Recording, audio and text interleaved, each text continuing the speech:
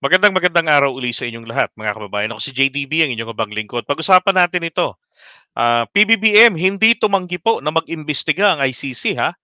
At saka ito pa, inilatag na naman niya ang kanyang kondisyon. Kung ano yon, pakinggan muna natin to. 55% of Filipinos right now approve of the cooperation of the government with the ICC probe.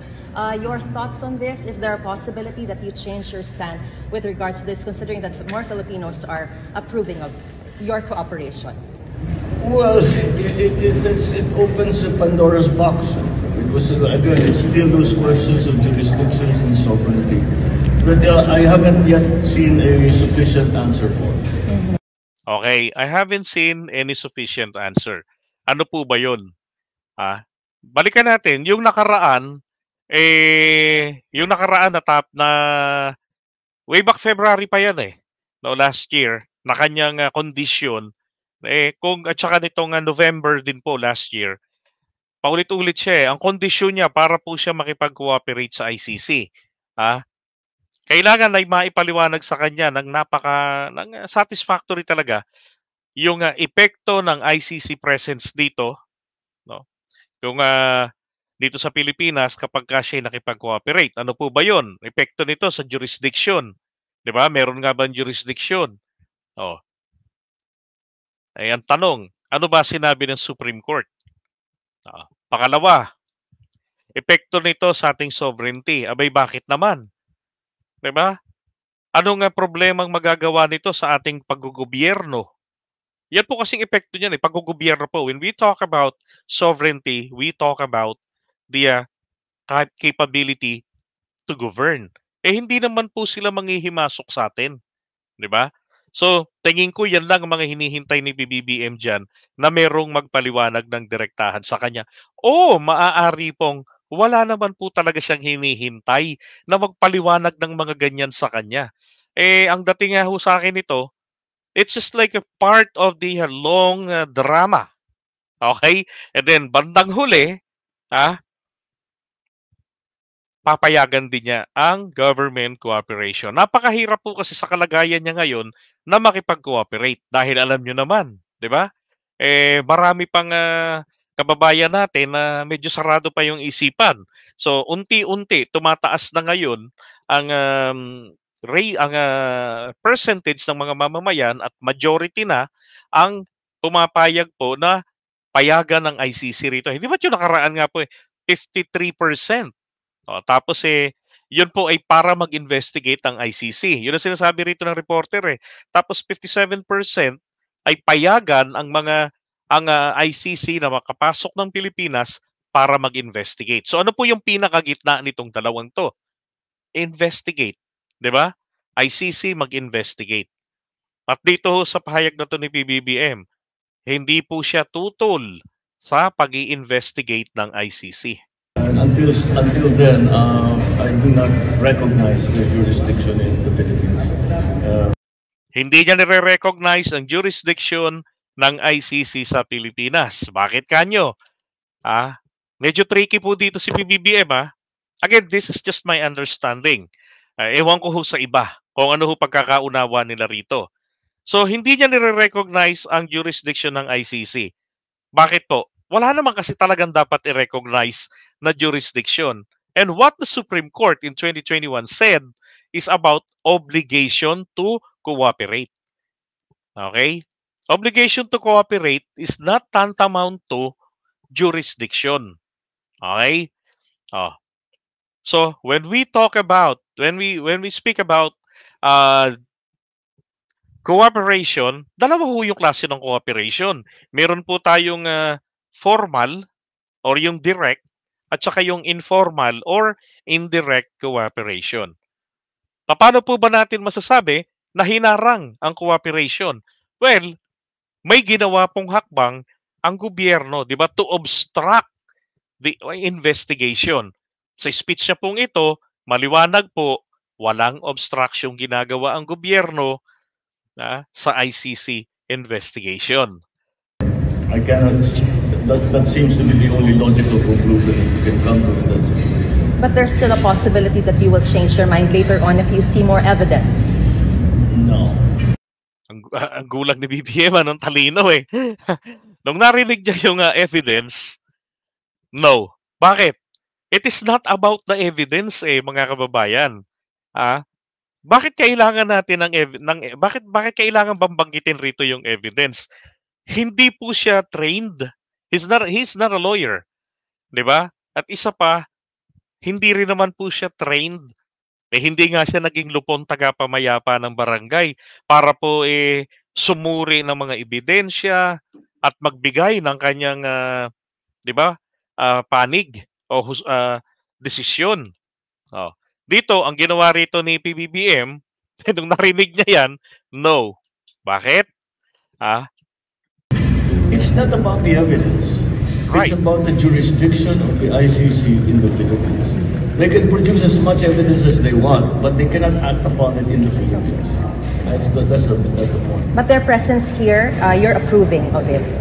I don't approve or deny it. You know. I don't approve or deny. Ibig sabihin, I'm okay with it. That's correct po, Mighty Viza. Masyadong malalim si PBBM. Alam niyo yung kanyang pautal-utal, yung ganun niya, pag nagsasalita siya. Alam niyo, meron hong isang pag-aaral diyan, na yun pong tao na ganyan po sa kanyang mga pananalita, hindi po yan tanda ng pagiging lutang, hindi po yan tanda ng pagiging bobo o tanga. Yan po ay tanda na itong taong ito ay matalino. Nakatunayan, kaya po siya ganun, ay nag-uunahan po sa kanyang isipan yung different thoughts or series of thoughts. Ganun. Kaya yung pag-process dun sa isip niya kung alin dun ang una niyang ilalabas, tapos at the same time tinitimbang niya. Hindi ho lahat ng tao may ganyang kakayanan. Yung nakita, narinig niya lang yung evidence, 'di ba? Nagbago agad yung facial expression niya. Oh. Ito pa.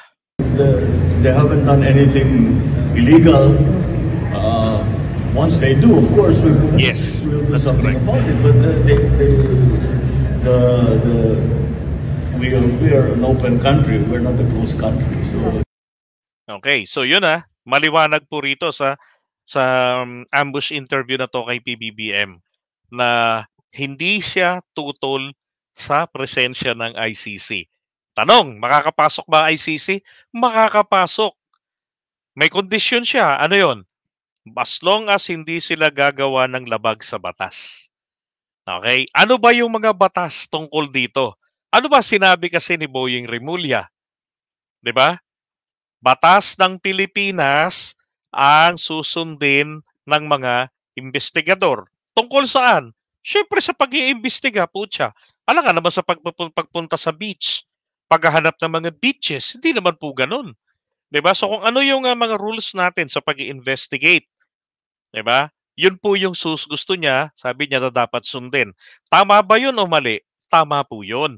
Sapagkat sila po ay investigator at Pilipino po yung mga iniimbestigahan.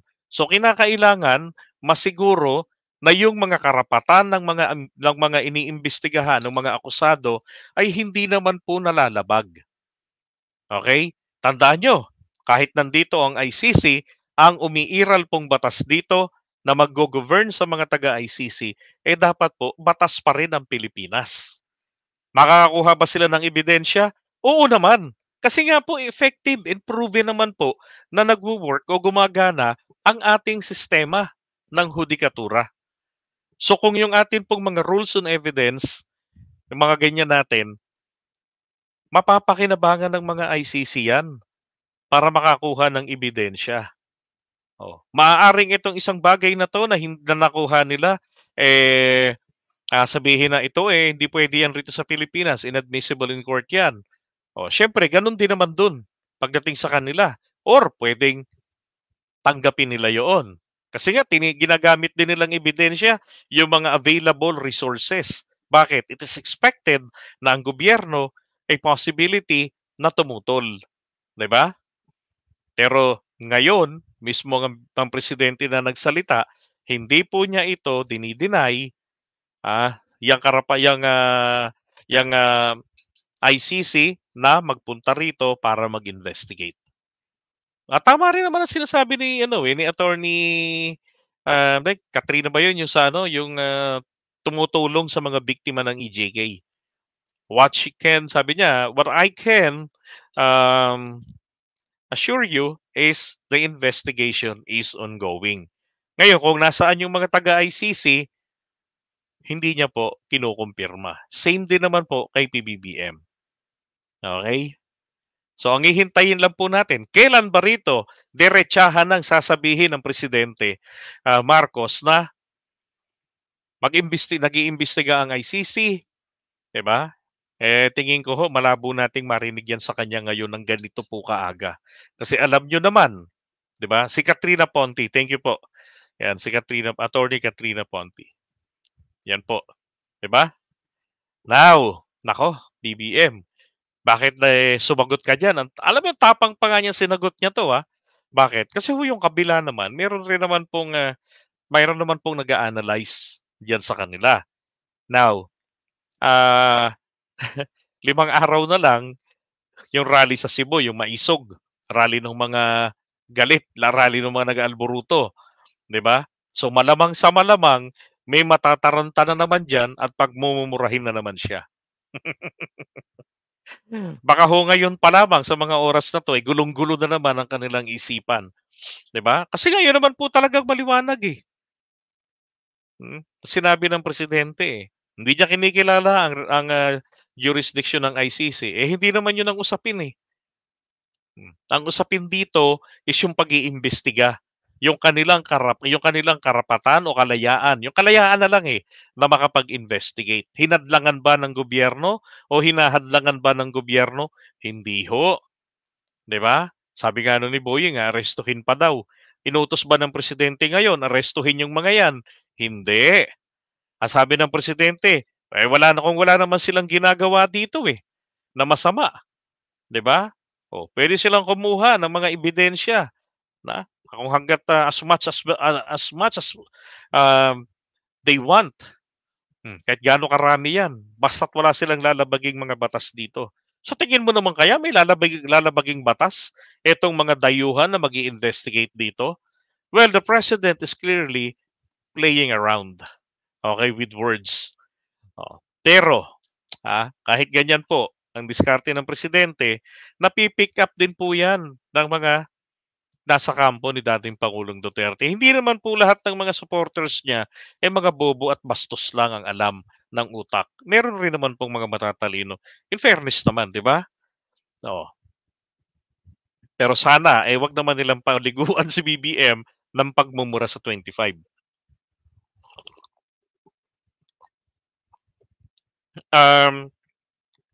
Hindi naman pwedeng Interpol ang magiging pwede magiging police na serve ng warrant kung may i-issue. But at this point, ICC lang po talaga mga investigators nila ang magi-investigate. Tama, tumbling na naman 'yan. Si Harry Roque. 'Di ba? So 'yan po ang para sa akin. Yan po ang aking interpretasyon o pang-unawa ko. Ako lang naman ito. Pang-unawa ko 'yan diyan sa ambush interview na 'yan ni PBBM. Alam niyo